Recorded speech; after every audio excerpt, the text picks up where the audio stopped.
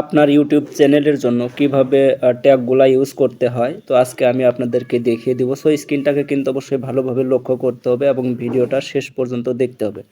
প্রথমে আপনাদের ফোনে থাকা গুগল ক্রোম ব্রাউজারটি যেটা রয়েছে, অবশ্যই গুগল ক্রোম ব্রাউজারে ক্লিক করতে হবে। সো আমি আমার গুগল ক্রোম ব্রাউজারে ক্লিক করলাম। সো উপরে দেখতে পাচ্ছেন অবশ্যই কিন্তু সার্চ বার রয়েছে।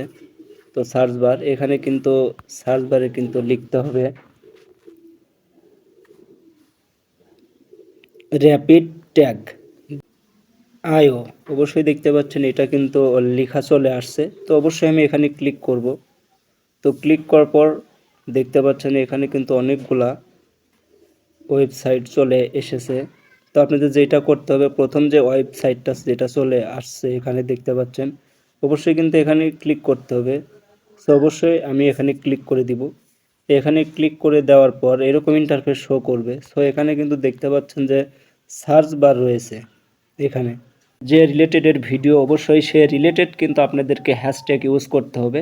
সো আমি আপনাদের এক্সাম্পল দেখিয়ে দিচ্ছি। এখানে কিন্তু আমি লিখে দিলাম ভিডিও এডিটিং।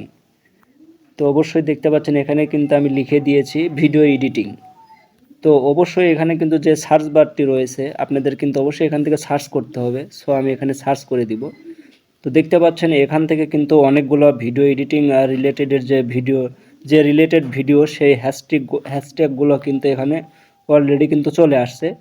তো নিচে দেখতে পাচ্ছেন যে